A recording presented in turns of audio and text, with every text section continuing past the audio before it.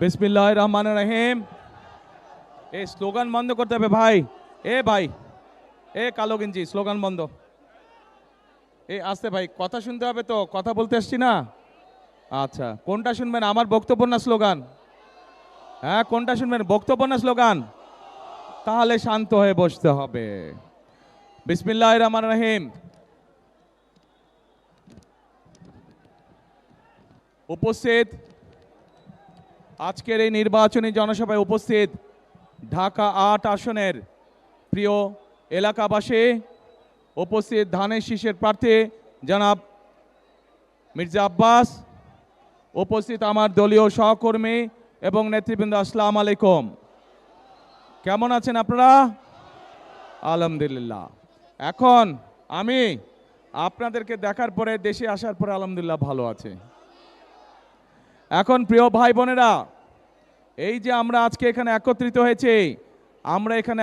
হয়েছি, এই যে 2 দিন পরে যে নির্বাচন, এই নির্বাচনকে সামনে রেখে এটা নির্বাচনী জনসভা, সেই জন্য আমরা একত্রিত হয়েছি। এখন এই যে নির্বাচন, এই নির্বাচনে সঠিক মানুষকে আমাদের আজকে বাছাই করতে হবে। যেই মানুষের ভিত্তি, যেই মানুষের জন্ম, যেই মানুষের বেড়ে ওঠা এই ঢাকা ৮ এলাকার মানুষের সাথে, এইরকম ব্যক্তিকে আমাদের নির্বাচিত করতে হবে।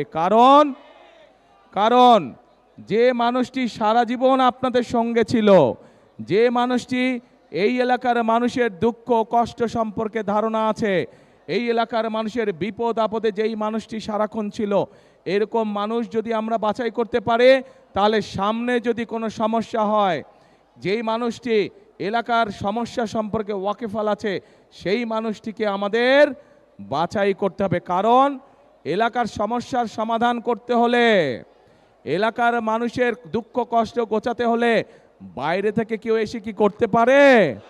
করতে পারে না। ঘরের মানুষকে তো কে চিনে? ঘরের মানুষই চিনে, তাই না? বাইরের মানুষ কখনো ঘরের মানুষকে চেনে না।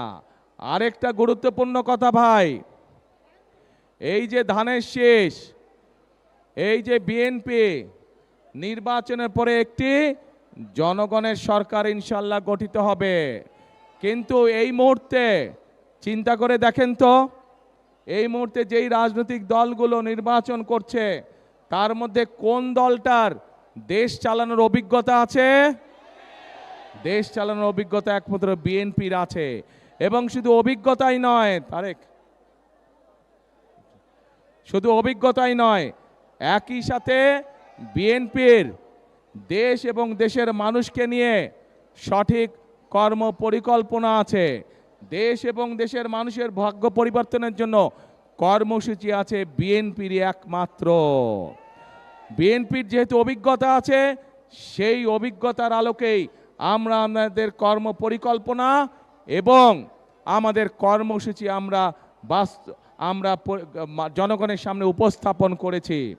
কারণ এই দেশের মানুষের ভাগ্যের সাথে বিএনপির ভাগ্য জড়িত থাকে। এই দেশের মানুষ, দেশ যদি ভালো থাকে তাহলে বিএনপিও ইনশাল্লাহ ভালো থাকে।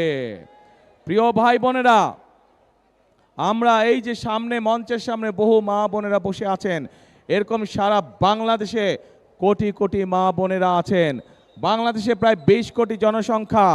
এই 20 কোটি জনসংখ্যার অর্ধেক হচ্ছে নারী। আমরা যদি এই নারীদেরকে দেশের উন্নয়নের সাথে, অগ্রযাত্রার সাথে যদি আমরা সম্পৃক্ত না করি, তাহলে কোনোভাবেই যতই পরিকল্পনা করি আমরা বাস্তবায়ন হবে না। এবং সে কারণেই আপনারা দেখেছেন, দেশনেত্রী খালেদা জিয়া যখন এর আগে দেশ পরিচালনার দায়িত্বে ছিলেন, তখন দেশনেত্রী একটি পরিকল্পনা গ্রহণ করেছিলেন এবং আলহামদুলিল্লাহ সেই পরিকল্পনাটি সফল হয়েছিল। কি সেটি? বাংলাদেশের মেয়েদের শিক্ষা ব্যবস্থা ক্লাস 1 থেকে 12 পর্যন্ত দেশনেত্রী ফ্রি করে দিয়েছিলেন। তার ফলে পরবর্তীতে গত 25 বছর ধরে, গত 20 বছর ধরে কোটি কোটি মেয়েরা, দেশের মেয়েরা শিক্ষার আলো পেয়েছে। এখন প্রিয় ভাই বোনেরা, আগামী বিএনপি সরকার, আগামী ধানের শীষের সরকার এই মেয়েদেরকে, যারা এখন মা হয়ে গিয়েছে, যারা এখন গৃহিণী হয়েছে, খেটে খাওয়া মানুষ যারা আছে সমগ্র বাংলাদেশে গ্রামগঞ্জ শহরে, এই মায়েদেরকে, এই গৃহিণীদেরকে স্বাবলম্বী করার জন্য আমরা ফ্যামিলি কার্ড পৌঁছে দিতে চাই সবার কাছে।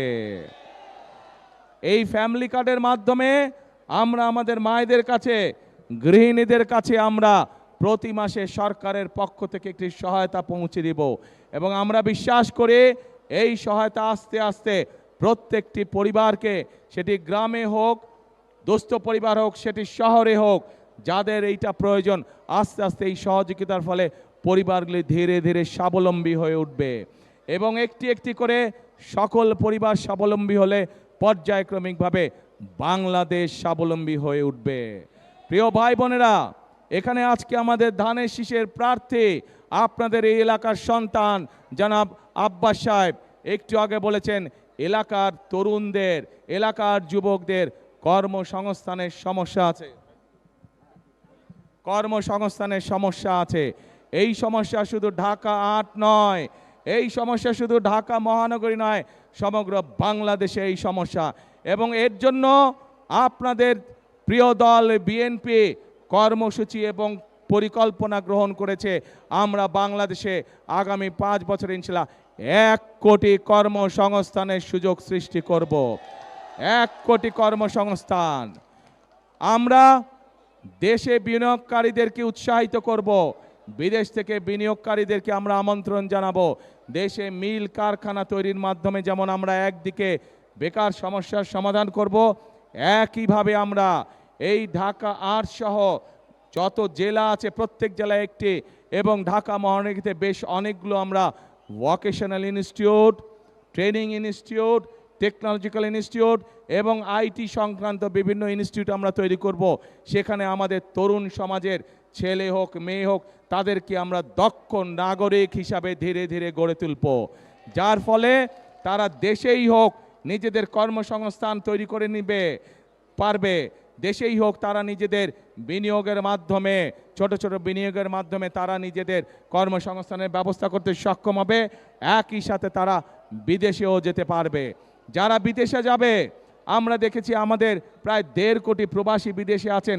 এর মধ্যে অনেক মানুষ বিদেশ যাবার আগে অর্থ সংকটের জন্য তারা নিজেদের বাপ দাদার জমি বিক্রি করতে হয়, কিন্তু আমরা সিদ্ধান্ত গ্রহণ করেছি ইনশাল্লাহ আগামীতে যারা এই দক্ষ মানুষ যারা বিদেশে যাবে, আমাদের তরুণরা যুবকরা যারা বিদেশে যাবে, যারা অর্থ সংকটের কারণে যেতে পারছে না, তাদেরকে আমরা জমি বিক্রি করতে দেব না বাপ দাদার।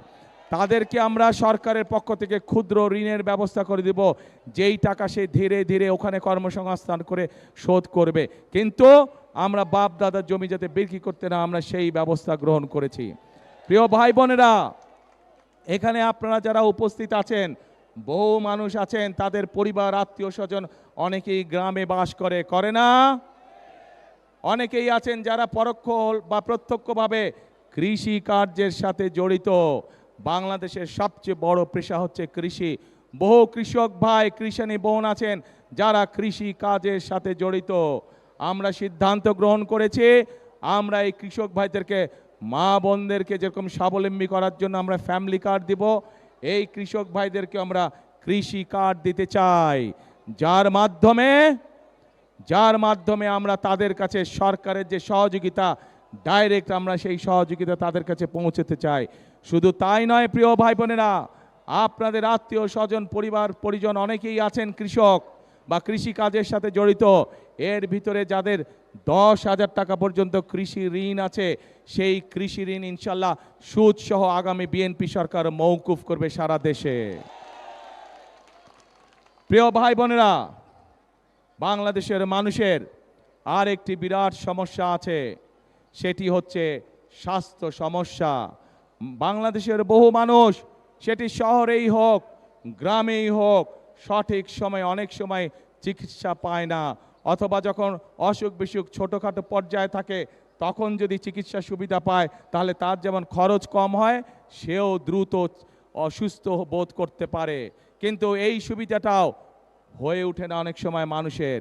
সেই জন্য আমরা সিদ্ধান্ত গ্রহণ করেছি আমরা সারা বাংলাদেশে, শহর হোক গ্রাম হোক, প্রত্যেকটি জায়গায় আমরা সারা বাংলাদেশে 1,00,000 স্বাস্থ্যকর্মী নিয়োগ করতে চাই। এই স্বাস্থ্যকর্মীরা শহরেই হোক, বিশেষ করে খেটে খাওয়া মানুষ যারা আছে প্রত্যেকের ঘরে ঘরে যাবে, ঘরে ঘরে গিয়ে বিশেষ করে মায়েদেরকে, বিশেষ করে মেয়েদেরকে, বিশেষ করে শিশুদেরকে ছোটোখাটো অসুখ যেগুলো ঘরে বসে চিকিৎসা দেওয়া সম্ভব সেই চিকিৎসা তাদেরকে দিয়ে আসবে, যাতে করে মা বোনদেরকে কষ্ট করে হাসপাতালে যেতে না হয় এবং যাতে করে অসুস্থতা বেশি হওয়ার আগেই যাতে মা বোনেরা সুস্থ হয়ে যেতে পারে। এই 1,00,000 কর্মসংস্থান আমরা তৈরি করতে চাই।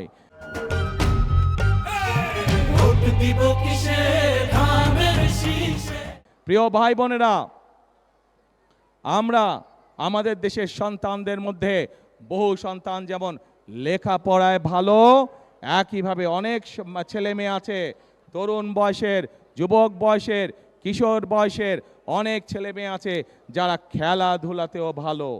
আমরা যেমন দেশে ডাক্তার তৈরি করব, ইঞ্জিনিয়ার তৈরি করব, আর্কিটেক্ট তৈরি করব, উকিল তৈরি করব, আমরা পরিকল্পনা গ্রহণ করেছি আমরা আমাদের সন্তানদের ভিতর থেকে যারা খেলাধুলায় ভালো আমরা তাদেরকে পেশাদার খেলোয়াড় হিসাবে আমরা বের করে আনতে চাই। পেশাদার খেলোয়াড় যদি বের করে আনতে পারে, একদিকে যেরকম তাদের কর্মসংস্থানের ব্যবস্থা হবে, একইভাবে তারা দেশের জন্য সুনাম বয়ে আনতে পারবে। প্রিয় ভাই বোনেরা, আমরা আরেকটি পরিকল্পনা গ্রহণ করেছি, সেটি হচ্ছে আমাদের এই সমাজে এক শ্রেণীর মানুষ আছেন যারা আমাদের জন্ম থেকে মৃত্যু পর্যন্ত প্রত্যেকটি বাঁকে বাঁকে যারা থাকেন আমাদের সাথে, বিভিন্ন সময় যারা আমাদেরকে গুরুত্বপূর্ণ পরামর্শ দিয়ে থাকেন। তারা কারা? তারা আমাদের বিভিন্ন মসজিদ মাদ্রাসার ইমাম সাহেব, খতিব সাহেব, মুয়াজ্জিম সাহেবরা সহ অন্য ধর্মগুরু যারা আছেন তারা। এই মানুষগুলাও কিন্তু সমাজের অন্যান্য মানুষের মতন, এই মানুষগুলোর অধিকাংশ মানুষ অত্যন্ত কষ্টে দিনাপাত করেন। আমরা সিদ্ধান্ত গ্রহণ করেছি 12 তারিখে ধানের শীষ জয়যুক্ত হলে 13 তারিখে ইনশাল্লাহ ধানের শীষ সরকার গঠন করলে এই মানুষগুলোকে আমরা সরকারের পক্ষ থেকে একটি সম্মানের ব্যবস্থা করব।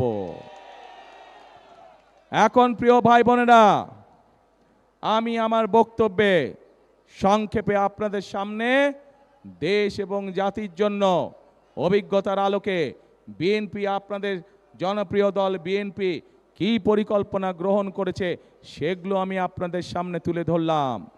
প্রিয় ভাই বোনেরা, আমাদেরকে যদি এই পরিকল্পনাগুলো বাস্তবায়ন করতে হয় তার আগে আমাদেরকে দুটি কাজ অবশ্যই করতে হবে এবং আমরা আমাদের দলের মধ্যে সিদ্ধান্ত নিয়েছি যে ইনশাল্লাহ আল্লাহর রহমতে আপনাদের ভোটের মাধ্যমে আল্লাহর রহমতে সরকার গঠনে আমরা সক্ষম হলে পরে সবচেয়ে প্রথম যেই কাজটি করব সেটি হচ্ছে এই ঢাকা ৮ সহ ঢাকা মহানগরী সহ সমগ্র বাংলাদেশে আমাদেরকে যে কোনো মূল্যে আইন শৃঙ্খলা কঠোর হস্তে নিয়ন্ত্রণ করতে চাই।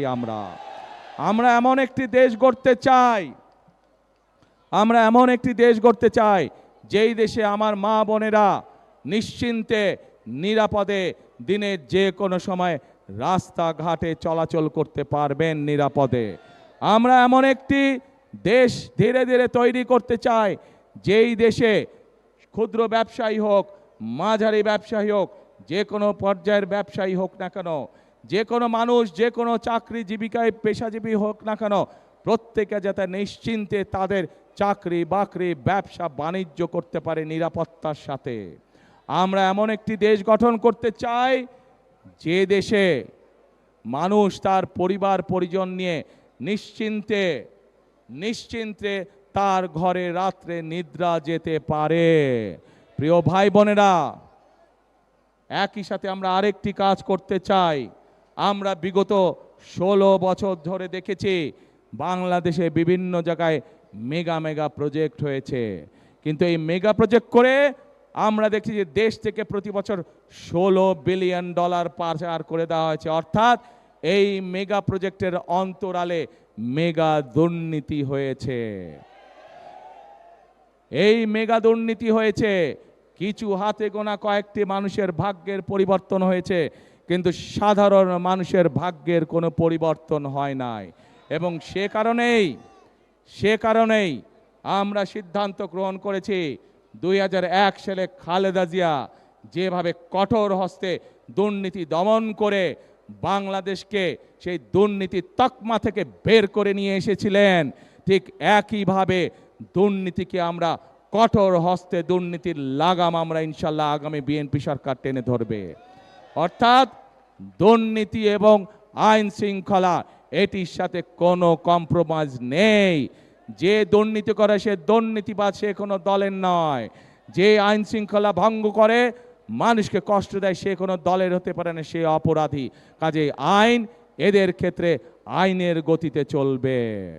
প্রিয় ভাই বোনেরা, বক্তব্যের শুরুতেই আপনাদেরকে বলেছি আমি, বিএনপি এই মুহূর্তে একমাত্র দল যাদের অভিজ্ঞতা রয়েছে দেশ পরিচালনা করার। দেশ স্বাধীনের পরে এই দেশের মানুষ দুর্ভিক্ষ দেখেছে, নাকে লক্ষ লক্ষ মানুষ মারা গিয়েছিল সেদিন। শহীদ রাষ্ট্রপতি জিয়াউর রহমান দেশ পরিচালনার সুযোগ পাওয়ার পর এই দেশ শুধু দুর্ভিক্ষ মুক্তই হয়নি, বরং এই দেশের খাদ্য উৎপাদন দ্বিগুণ হয়েছিল। শুধু খাদ্য উৎপাদন দ্বিগুণই হয় নাই, এই দেশ থেকে শহীদ রাষ্ট্রপতি জিয়াউর রহমান বিদেশে খাদ্য পর্যন্ত রফতানি করেছিলেন। প্রিয় ভাই বোনেরা, দেশনেত্রী বেগম খালেদা জিয়া দায়িত্ব পাবার পরে এই দেশে সংসদীয় গণতন্ত্র চালু করেছিলেন। শুধু তাই নয়, এই দেশ যেখানে বেকার সমস্যা ছিল, যেখানে শিল্পের সংকট ছিল, মানুষের কর্মসংস্থান ছিল না 90-এ স্বৈরাচারের পতনের পর, সেই খালেদা জিয়া সেই সময় এই দেশে কলকারখানা প্রতিষ্ঠিত করার মাধ্যমে সেই খালেদা জিয়া এই দেশকে এমার্জিং টাইগারে পরিণত করেছিলেন। এই ঘটনাগুলো থেকে প্রমাণিত হয় বিএনপি একমাত্র দল তারা জানে কিভাবে নারীদেরকে স্বাবলম্বী করতে হয়। বিএনপি একমাত্র দল তারা জানে কিভাবে দুর্নীতিকে কঠোর হস্তে দমন করতে হয়। বিএনপি একমাত্র দল তারা জানে কিভাবে আইন শৃঙ্খলা পরিস্থিতির নিয়ন্ত্রণ করতে হয়। বিএনপি একমাত্র জানে কিভাবে দেশে বেকার যুবকদের জন্য কর্মসংস্থানের ব্যবস্থা করতে হয়। প্রিয় ভাই বোনেরা, বক্তৃতার মঞ্চে অনেকেই অনেক বড় বড় কথা বলতে পারে, হাততালি পাওয়ার জন্য, হাততালি দেওয়ার জন্য। সুন্দর কথা বলা অনেক সহজ কাজ, দেশ চালানো এত সহজ কাজ নয়। দেশ চালাতে হলে দেশের মানুষের জন্য পরিকল্পনা দরকার। কোথায় তাদের পরিকল্পনা? শুধু বড় বড় কথা আছে। দেশ চালানোর জন্য দরকার কর্মসূচি। কোথায় তাদের কর্মসূচি? দেশ চালানোর জন্য অভিজ্ঞতার প্রয়োজন। তাদেরই তো বন্ধু বান্ধব। গত 1-1.5 বছর যাবৎ দেখেছি আমরা সরকারের অংশ ছিল, তাহলে আজকে এই দুর্গতি কেন মানুষের? কাজেই প্রমাণিত এটি আজ প্রমাণিত, যদি বাংলাদেশের মানুষের ভাগ্যের কেউ পরিবর্তন করতে পারে, কে পারবে? তাহলে ধানের শীষ। যদি এই দেশের ভাগ্যের পরিবর্তন করতে পারে, কে পারবে? তাহলে যদি এই দেশে দুর্নীতির লাগাম টেনে ধরতে হয়, কে পারবে? যদি এই দেশের আইন শৃঙ্খলাকে শক্ত হাতে দমন করতে হয়, কে পারবে? ধানের শীষ। প্রিয় ভাই বোনেরা, আব্বাস ভাই,